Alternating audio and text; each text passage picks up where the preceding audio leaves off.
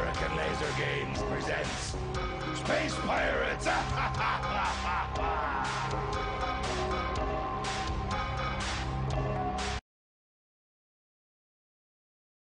Controls are simple. You shoot and reload. Reload by shooting off the screen, shoot bad guys before they shoot you, don't shoot innocent people, and occasionally shoot the right inanimate object. If you get shot, shoot an innocent person, or otherwise significantly fuck up, you have to start over from the beginning of a scene. You have 3 lives. You'll lose one if you make any kind of mistake. If you lose all your lives, you have to continue. Pretty standard stuff. You have 9 continues on the 3DO. DVD gives you unlimited. I don't know about the other versions. Depending on the version, your weapon carries either 10 or 12 shots. On the DVD versions, you have unlimited ammo. This applies as much to my walkthrough as it does the game. Events in this game come in 3 flavors. There's fixed, preset, and random. Events that are fixed have only one way that they can play out. What this means for you is that every single time you play, you know exactly what's going to happen. Events that are preset have more than one way they can play out. The game will choose one of these options at the beginning of the playthrough. What this means for you is that you won't know what happens the first time you go to the scene, but you'll know every time afterwards. Events that are random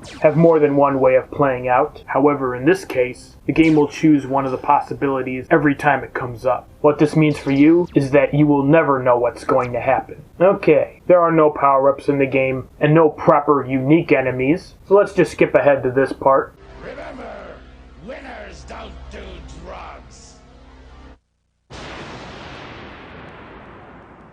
Not exactly a tip, but not self-evident either. As far as the 3DO version is concerned, Rookie is the lowest difficulty, not Cadet, which is the default. Unlike Mad Dog McCree, the 10 or 12 shots you get in your blaster is actually pretty generous for this game. Depending on the version you're playing, that's enough shots to get through any scene in the game without having to reload. In most cases, it's way more than enough. The only exception would be the random scenes, if you have the difficulty cranked up. They might run longer than the fixed scenes. But generally, unless you're really trigger happy, it should be sufficient to just simply top off your weapon before a scene.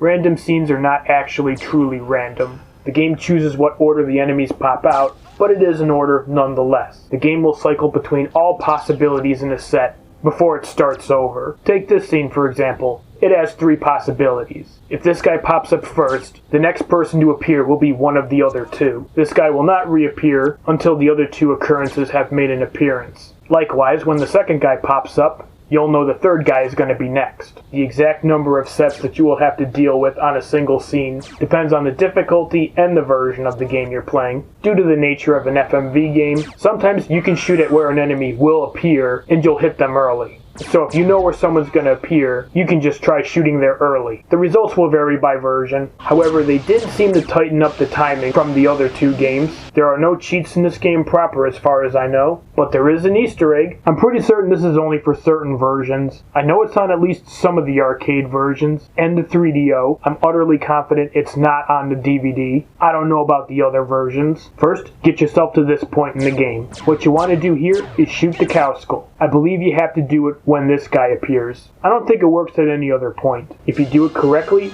triggers a bonus scene from the original Mad Dog McCree. Have fun! That's my turn, stranger!